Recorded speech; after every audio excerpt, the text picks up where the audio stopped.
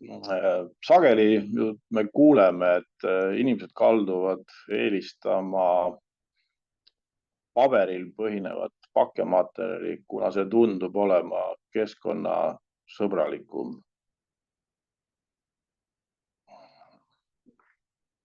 Kuid tegelikult see teema nii mustvalge ei ole, et River räägib siis edasi, et kuidas meil päriselt need lood käivad. Jah, et naljaga pooleks võib öelda, et see teema on nii-öelda rohevalge. Aga jah, tahaks veel kord viidata eelpool mainitud siis uuringute andmetele, mis näitavad, et circa 63% Euroopa tarbijatest usub, paber on kõige keskkonnasõbralikum pakkematerjal. See on loomulik, sest paberil põhinev pakend on valmistatud taastuvast toorainest ehk puidust. Tahaksin siiski lisada, et see vastus küsimusele, milline pakkematerjal on jätkusuutlikum, paber või plast, see ei ole nii lihtne. Mõlemal on omad head ja vead. Selle keerulise küsimuse lihtsustamiseks tuleb arvesse võtta 4 kriteeriumit. Et esmalt siis, kas pakendi toorme päritolu, kas biopõhine või ümbertöödeldud toore. Teiseks ringlusse võetavust, kas ja mitu korda saab materjali taaskasutada. Mõlemad materjalid, nii plast kui paber, on ringlusse võetavad ja neid saab muuta uuteks toodeteks. Ja keskkonnateemalises arutelus on nüüd tekkinud ka lisaks üks uus mõõdik, CO2 heide. Pakkematerjali elutsükli siis. Paberipõhiste ja plastipõhiste pakkematerjalide võrdlemisel on tootmisprotsess puidu lõikamisest lõpptooteni paberi puhul tegelikult palju pikem ja CO2 mahuk. Näiteks pabertopside valmistamine tekitab tegelikult 5 korda rohkem CO2 kui plasttopside valmistamine. Muud olulised küsimused, mida küsida on, et kas plast on ringlusse võetud või ringlusse võetav ja kas pabermaterjal pärineb vastutustundlikult majandatud metsadest. Ja siis loomulikult tuleb lõpuks arvesse võtta toote elutsüklit. Nüüd olelusringi hindamine on selline lähenemisviis, siis mille puhul hinnatakse toote täielikku keskkonnamõju kogu selle olelusringi jooksul.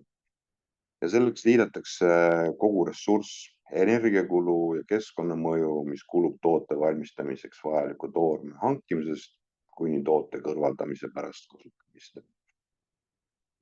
Väga oluline on siinjuures pöörata tähelepanu toote taas- ja korduvkasutusele ning seda siis kogu tsükli vältel avalduvale ka transpordi keskkonnamõjule. Vaatleme nüüd natukene fossiilil ehk siis nafta baasil toodetavate plastide toorme alternatiive. Üks nendeks on siis biopõhine plast, mis on tavaliselt valmistatud suhkrupeedist, suhkruroost, maisist ja või tselluloosist. Selle kasutamise käigus materjali tehnilised omadused säilivad ja hilisem roteerimine on suhteliselt sarnane plastide käitlemisega. Järgnevalt biolagunev plast tekib plasti tootmise retsepti täiendamise puhul, mis võimaldab siis materjalil hiljem looduslikult laguneda. Materjali kasutamisel on selle tehniliselt võimekus natuke madalam ja hilisem sorteerimine eeldab tööstuslikku lagundamist, et vältida mikroplasti jõudmist loodusesse. Ja viimaseks, võiks öelda, kõige tähtsam nendest on ümbertöödeldud plastiteke.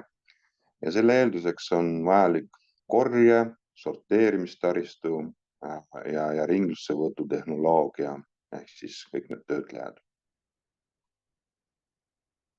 Kui me eelnevalt vaatlesime plastpakendeid, siis nüüd keskendume paberpakendite omadustele. Ja seda me teame vist kõik, et paber tuleb üldjuhul metsast. Aga me kasutame siin võimalust, ütleme, et paber tuleb ka Antolise laost. Ja paberi omadustest tooksin esile võib-olla järgnevalt, et paberipõhiseid pakendeid saab korduvalt kasutada. Paberkiudu võib ümber töödelda lausa 5-7 korda. Peale seda selle tehnilised omadused enam ei säilu.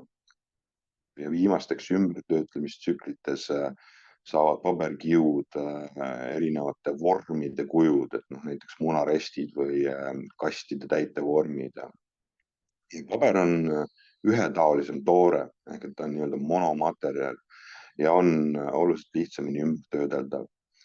Ja üle 67% Euroopas kasutatavast paberist võetakse juba ringlusse.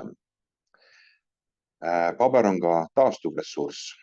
Seejuures on aga oluline siiski rääkida ka koostööst FSC ja BFC sertifitseeritud osapooltega, mis on säästliku metsanduse ja pabertoorme kasutamise eelduseks.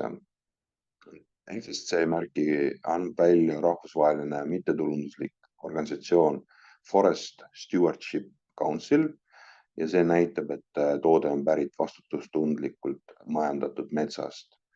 Ja BFC Program for Endorsement of Forest Certification on maailma suurim sertifitseerimise programm metsaomanikele ja puitu kasutavatele ettevõtetele, ehk siis edendades säästvat metsamajandust.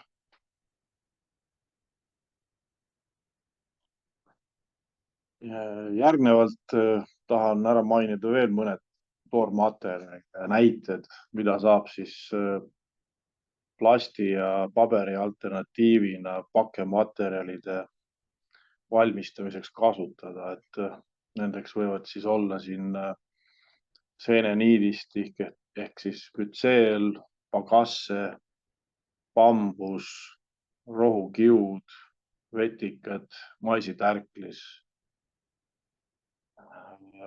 Ja üks näide siit samast Eestist, kus siis on kasutatud alternatiivmaterjaliks villa ja pakendiks on siis villaümbrikud.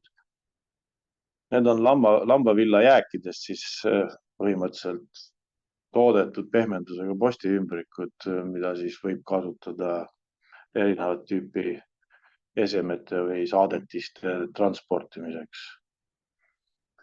Ja siit veel üks näide Eestist endast, et tegemist on siis eestimaise täitematerjaliga, mida ka pakendamisel kasutatakse ja mis siis on selline puitspiraal. Materjaliks on seekord saetööstuse jääkmaterjal, aga tulemus kui selline on väga soliidne ja alternatiiv siis täide kastidesse või pakkidesse plasti või paberi asemel.